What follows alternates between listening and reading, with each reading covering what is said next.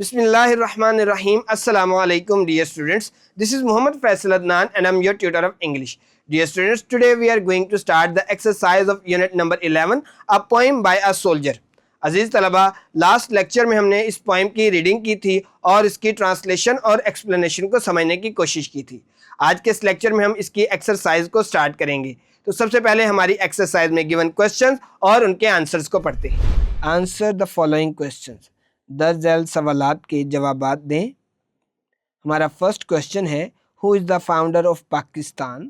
پاکستان کے بانی کون ہیں یا پاکستان کس نے بنایا؟ The answer is Quaid Azam محمد علی جناح رحمۃ اللہ تعالیٰ علیہ از the founder of Pakistan. Quaid Azam محمد علی جناح رحمۃ اللہ تعالیٰ علیہ پاکستان کے بانی ہیں، یعنی قائد اعظم نے پاکستان کو بنایا. ہمارا سیکنڈ کوسچن ہے، who is known as the poet of the east? شاعر مشرق کن کو کہا جاتا ہے؟ تو اس کا آنسر ہے ڈاکٹر علامہ محمد اقبال رحمۃ اللہ تعالیٰ علیہ is known as the poet of the east. Doctor Allama Muhammad Iqbal رحمۃ اللہ تعالیٰ علیہ کو شاعر مشرق کہا جاتا ہے. ہمارا تھرڈ کوسچن ہے، what is the importance of independence day in Pakistan? Pakistan میں یوم آزادی کی کیا اہمیت ہے؟ تو اس کا آنسر ہے on the independence day Pakistan came into being, it is celebrated all over the country. یوم آزادی پر پاکستان معرض وجود میں آیا، یہ پورے ملک میں منایا جاتا ہے. ہر سال یوم آزادی 14 اگست کو منایا جاتا ہے. ہمارا نیکسٹ کوسچن ہے، how did Pakistan get the freedom? Pakistan نے آزادی کیسے حاصل کی؟ تو اس کا آنسر ہے Pakistan got its independence by sacrificing many lives and with hard struggle of the Muslims.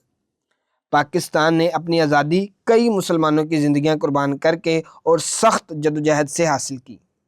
ہمارا سیکنڈ لاسٹ کوسچن ہے، what is the main theme of the poem? نظم کا مرکزی خیال کیا ہے؟ تو اس کا آنسر ہے Pakistan came into being by sacrificing the lives of many Muslims. Pakistan is a lovely place.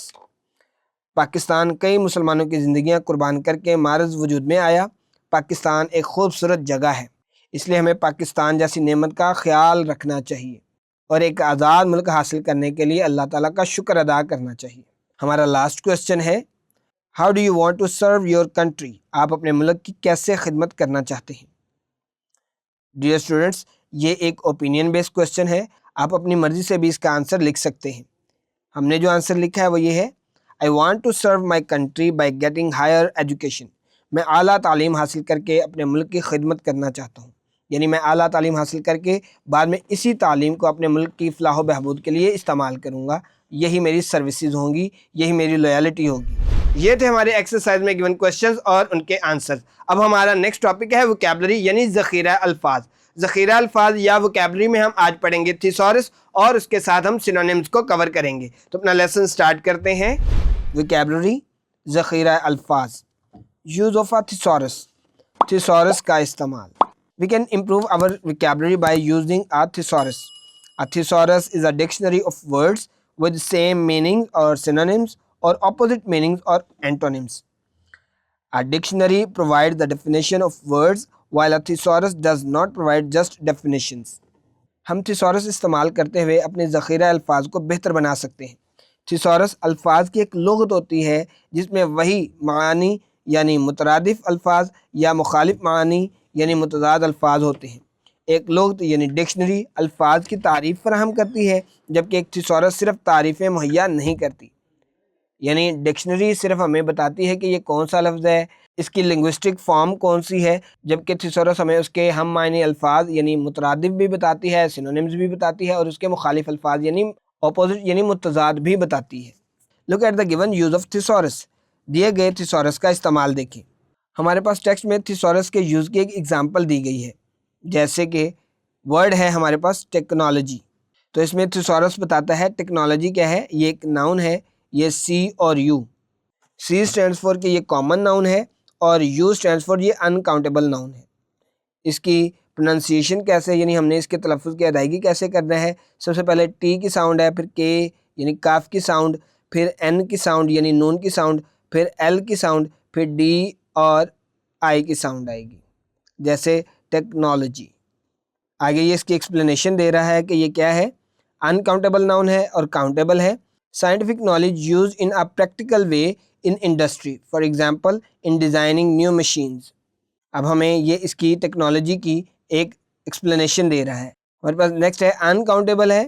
Machinery اور equipment designed using technology plural technologies. Machinery یا اکوپمنٹس یعنی آلات جو کسی ٹیکنالوجی یا پلورل یعنی جمع ٹیکنالوجیز کو استعمال کرتے ہوئے ہم ڈیزائن کرتے ہیں. یہ کاؤنٹیبل اور انکاؤنٹیبل دونوں کیٹیگریز میں فال کرتا ہے. تھیسورس میں اس کے کچھ سینونیمز گیون ہیں. ٹیکنکس، انجینئرنگ اور ٹیکنیکس یہ ٹیکنالوجی کے کچھ سینونیمز ہیں. Find 2 synonyms of the following words from a thesaurus and write in your notebook. درج ذیل الفاظ کے دو مترادف الفاظ تھیسورس سے تلاش کریں اور ان کو اپنی کاپی میں لکھیں. ڈیئر اسٹوڈنٹس، ہمارے پاس بک میں کچھ ورڈز گیون ہیں. ہم نے تھیسورس کا استعمال کرتے ہوئے ان کے دو سینونیمز لکھنے ہیں. سٹارٹ کرتے ہیں. سب سے پہلا ورڈ ہے پرماننٹ. پرماننٹ کا مطلب ہوتا ہے مستقل. اس کا سینونیم ہے ڈیوریبل اور لانگ لاسٹنگ. ہمارا نیکسٹ ورڈ ہے ٹینشن. اس کا مطلب ہوتا ہے کوئی پریشانی یا دباؤ. اس کے سینونیمز ہیں اسٹریس اینڈ اسٹرین. ہمارا نیکسٹ ورڈ ہے سکسیس یعنی کامیابی. اس کے سینونیمز ہیں achievement and gain. Next word ہے اسٹڈی یعنی پڑھنا یا مطالعہ کرنا. اس کے سینونیمز ہیں ریڈ اینڈ ڈیبیٹ. ہمارا نیکسٹ ورڈ ہے پرائڈ جس کا مطلب ہے فخر. اس کے سینونیمز ہیں ڈگنیٹی اور سیلف ریسپیکٹ. ڈیئر اسٹوڈنٹس، یہ تھی ہماری ایکسرسائز میں گیون ورڈز اور ان کے سینونیمز. امید ہے آج کا لیکچر آپ کو سمجھ آیا ہوگا. اپنا خیال رکھیے گا. اللہ نگہبان.